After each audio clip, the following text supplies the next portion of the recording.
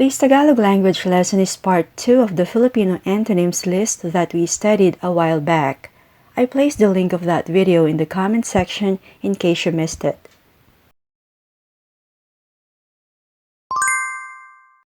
Here's the first pair of Filipino antonyms that we will use in a sentence. Dagdagan. Dagdagan is a Tagalog verb that means to increase or to add. The opposite of dagdagan is bawasan. Bawasan, meaning to decrease or reduce.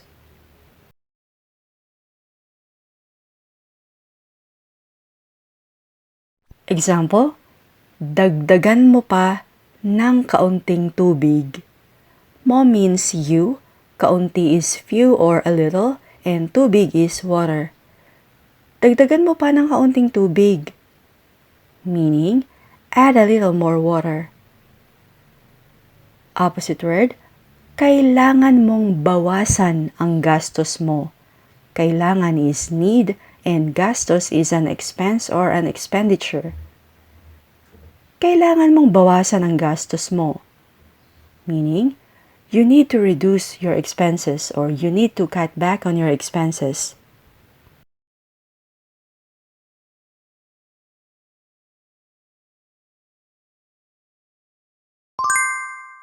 Next, we have another Tagalog verb, itulak. Itulak, meaning push. Antonym, hatakin.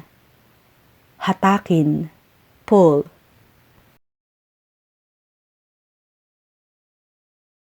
Tinulungan niya akong itulak ang kotse ko sa kalsada. Tinulungan is help, ako is I or me, kotse means car, and kalsada is road. Tinulungan niya akong itulak ang kotse ko sa kalsada.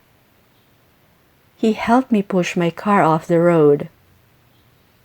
Opposite word, itulak mo, hahatakin ko.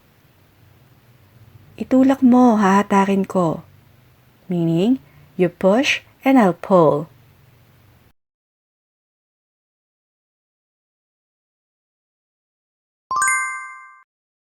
Tanggapin. Tanggapin, meaning accept. Antonym, tanggihan.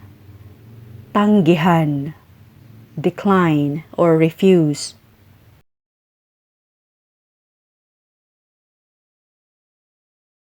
Example, mahirap pa ring tanggapin ang ginawa nila. Mahirap is hard or difficult. Pa rin means still, ginawa is did, and nila is they. Mahirap pa ring tanggapin ang ginawa nila. It's still hard to accept what they had done. Opposite word, may karapatan kang tanggihan ang alok nilang trabaho. May is have, karapatan is right, alok means offer, and trabaho is job. May karapatan kang tanggihan ang alok nilang trabaho.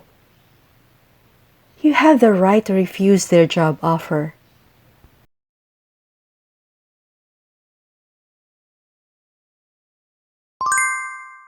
Next word, pahabain. Pahabain, meaning lengthen. Opposite word, paikliin. Paikliin, shorten.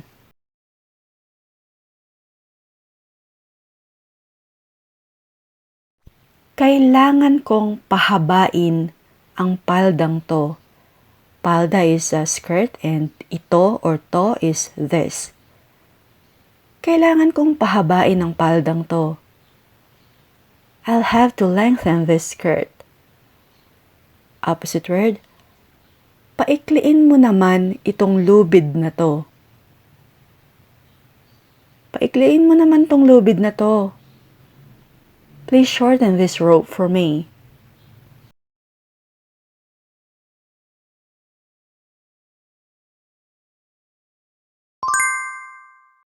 Buksan. Buksan, meaning open. Isara. Isara. close. Bilisan mo, buksan mo ang pinto, dali. Bilisan mo means hurry up.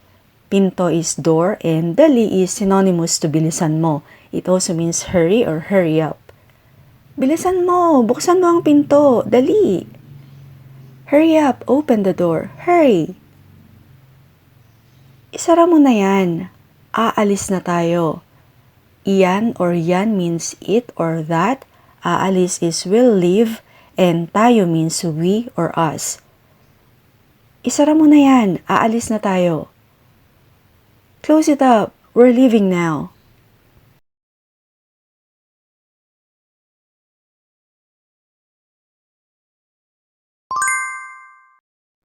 Purihin.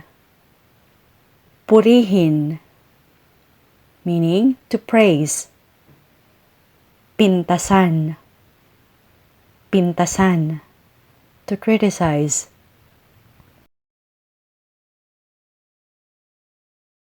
Example, dapat nating purihin ang mga taong matulungin sa kapwa. Dapat means should, mga tao is people, matulungin is helpful, and kapwa is fellow man or others. Dapat nating purihin ang mga taong matulungin sa kapwa. We should praise people who are helpful to others. Huwag na huwag mong pipintasan ang ibang tao. The word huwag means do not, but if you say huwag na huwag, it becomes never ever because you're emphasizing the phrase do not very strongly. Huwag na huwag mong pipintasan ang ibang tao. Never ever criticize other people.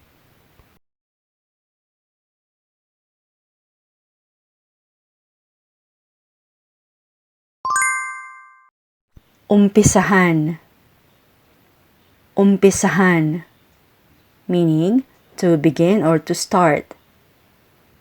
Tapusin. Tapusin. End or finish.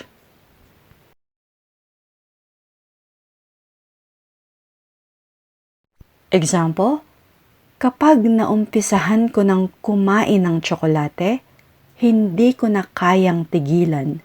Kapag means if, kumain is to eat, tsokolate is obviously chocolate, hindi na is cannot be, kaya is to be able to do something, and tigilan is to stop. Kapag naumpisahan ko ng kumain ng tsokolate, hindi ko na kayang tigilan. Once I start eating chocolate, I can't stop. Opposite word, pipilitin kong tapusin to ngayon. Pipilitin is will try harder and ngayon is today or now.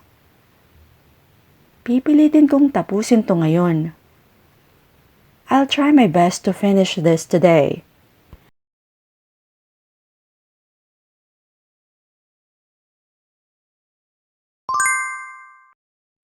Lumutang. Lumutang. Float. Lumubog. Lumubog. Sink.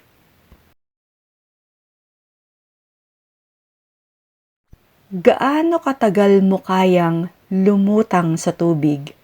Gaano katagal means how long if you're asking for the duration of something. Gaano katagal mo kayang lumutang sa tubig? How long can you float on your back in water? Opposite word. Kailan lumubog ang Titanic? Kailan lumubog ang Titanic? When did the Titanic sink?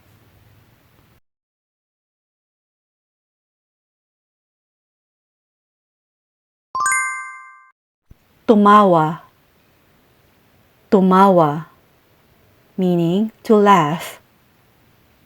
Umiyak. Umiyak. To cry. Pinilit kong huwag tumawa. Pinilit is insisted or tried hard. Huwag is not. Pinilit kong wag tumawa. I tried hard not to laugh. Lagi akong umiiyak kapag naghihiwa ako ng sibuyas. Lagi is always, kapag is a conjunction which means if or when. Naghihiwa is slicing or cutting, and sibuyas is onion. Lagi akong umiiyak kapag naghihiwa ako ng sibuyas. I always cry when I'm chopping onions.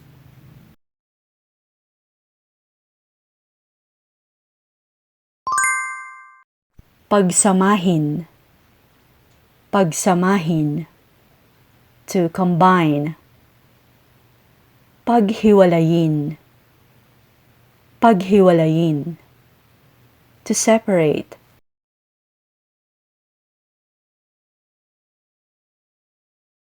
Example, pagsamahin mo ang lahat ng mga sangkap sa isang mangkok.